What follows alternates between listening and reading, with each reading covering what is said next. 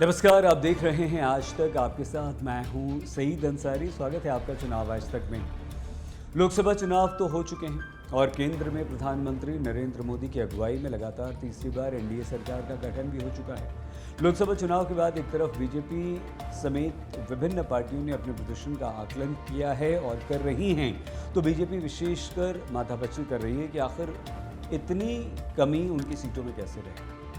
केंद्र में पार्टी सरकार भी अकेले अपने दम पर क्यों नहीं बना पाई। बहरहाल इस सब के बीच उत्तर प्रदेश में 10 सीटों पर उपचुनाव की तैयारियां शुरू हो गई हैं। उपचुनाव से जुड़ी ये पूरी खबर हम आपको बताएं, लेकिन उससे पहले आपको ये बता दें कि चुनाव और चुनावी राजनीति से जुड़ी विभिन्न महत्वपूर्ण खबरों का एकमात्र विश्वसनीय ठिकाना चुनाव आज तक ही है। और इसीलिए आपको चुनाव आज तक को अगर अभी तक आपने सब्सक्राइब नहीं किया है तो तुरंत करना है। साथ ही हमारे वीडियोज़ को लाइक कीजिए। और अब बात उत्तर प्रदेश में होने वाले विधानसभा चुनाव की सुनिए। लोकसभा चुनाव में शानदार सफलता पाने वाली समाजवादी पार्टी और कांग्रेस ये चाहती हैं कि उपचुनाव में भी दोनों का मोमेंटम बरकरार रहे। और इस बारे में प्रदेश कांग्रेस के अध्यक्ष अजय राय ने कहा कि हम डंके की चोट पर उपचुनाव जीतेंगे। जाल अंसारी ये भी कह रहे हैं कि 2027 में बहुजन समाज पार्टी इंडिया गठबंधन के साथ होगी और गाजीपुर में हम लोग साथ मिलकर चुनाव लड़ेंगे। इसकी जानकारी मुझे नहीं। उपचुनाव को लेकर क्या है, 10 सीटें उत्तर प्रदेश में हैं। निश्चित तौर से मजबूती के साथ सब लोग मिलकर लड़ेंगे और डंके की चोट पर जीतेंगे। इधर बीजेपी भी उपचुनाव में सभी सीटें जीतने पर अपना पूरा जोर लगा रही है, लेकिन मुकाबला यहां बीजेपी और इंडिया गठबंधन के बीच ही नहीं है। उपचुनाव में होने वाला ये मुकाबला इस बार चतुष्कोणीय है और ऐसा इसलिए कि नगीना लोकसभा सीट जीतकर सबको चौंकाने वाले चंद्रशेखर आज़ाद ने भी कमर कस ली है। आज़ाद की ये जीत इसलिए भी और महत्वपूर्ण हो जाती है क्योंकि अखिलेश यादव और कांग्रेस ने उन्हें समर्थन नहीं दिया था। माना जा रहा है कि आज़ाद बहुजन समाज पार्टी यानी कि मायावती के वोट बैंक में सेंध लगा सकते हैं। उत्तर प्रदेश में कुल 10 विधानसभा सीटों पर उपचुनाव होने हैं। दरअसल लोकसभा चुनाव में 14 ऐसी सीटें थीं जहां अलग अलग दलों के विधायक चुनाव लड़ रहे थे। इनमें से 9 विधायक जीतकर सांसद बन गए। इन सभी विधानसभा सीटों पर उपचुनाव होंगे। इन उपचुनावों में आज़ाद समाज पार्टी, समाजवादी पार्टी और बीजेपी की मुसीबत बढ़ा सकती है। चंद्रशेखर आज़ाद इन दिनों राजनीतिक तौर पर काफ़ी सक्रिय दिखाई दे रहे हैं। चंद्रशेखर आज़ाद मंगलवार को अलीगढ़ में एक दलित लड़के गौरव की हत्या से जुड़े प्रदर्शन में पहुंचे। वहां उन्होंने स्थानीय लोगों से उपचुनाव के लिए एकजुट हो जाने का आग्रह किया।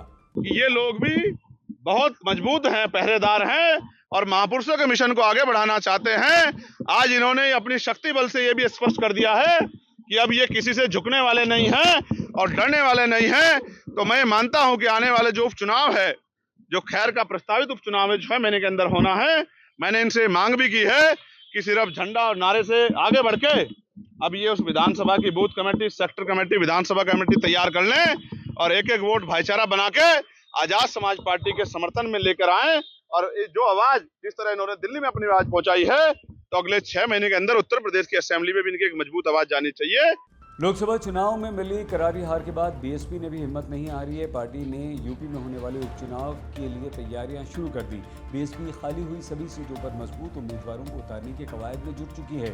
सूत्रों के अनुसार बीएसपी सभी सीटों पर अकेले अपने दम पर चुनाव लड़ेगी। देखा जाए तो इन उपचुनावों में उम्मीदवार उतारना मायावती के लिए मजबूरी भी है, क्योंकि दलित मामलों को मुखरता से उठाने वाली आज़ाद समाज पार्टी भी मैदान में है। मायावती को डर है कि कहीं चंद्रशेखर आज़ाद उनके वोट बैंक में सेंध न लगा दें। अगर बीएसपी उपचुनाव में हिस्सा नहीं लेती है तो उसका वोट बैंक आज़ाद समाज पार्टी को जाएगा। पिछले कुछ समय से बीएसपी के प्रदर्शन में काफ़ी गिरावट आई। कभी राज्य में पूर्ण बहुमत की सरकार चलाने वाली बीएसपी विधानसभा में केवल 1 सीट पर सिमट गई। लोकसभा चुनाव में पिछली बार 10 सीटें जीतने वाली बीएसपी इस बार खाता भी नहीं खोल पाई। माना जाता है कि इस खराब से खराब स्थिति में भी मायावती 16% वोट बैंक मेंटेन करती हैं, लेकिन हाल के चुनावों में पार्टी के वोट शेयर के मामले में भी गिरावट आई और वो कांग्रेस से पिछड़ गई। बहरहाल मायावती ने संगठन के स्तर पर उपचुनाव की तैयारियां शुरू कर दी हैं। उम्मीदवारों की चयन की प्रक्रिया पर पार्टी के सभी जिलाध्यक्ष मायावती को रिपोर्ट करेंगे। इस रिपोर्ट के आधार पर उम्मीदवारों का नाम फाइनल किया जाएगा। बीएसपी के इस कदम की खूब चर्चा है, क्योंकि बीएसपी अमूमन उपचुनाव में उम्मीदवार उतारने से परहेज करती रही है। यूपी में होने वाले उपचुनावों पर इस पेशकश में फिलहाल मेरे साथ इतना ही। चुनाव आज तक पर आप सभी चुनावों, राजनीतिक पार्टियों, चुनावी मुद्दों की जानकारी हासिल कर सकते हैं। वीडियो अगर आपको पसंद आया तो लाइक कीजिए, हमारा चैनल सब्सक्राइब करना बिल्कुल मत भूलिएगा। अपना प्लीज़ बहुत ख्याल रखिएगा।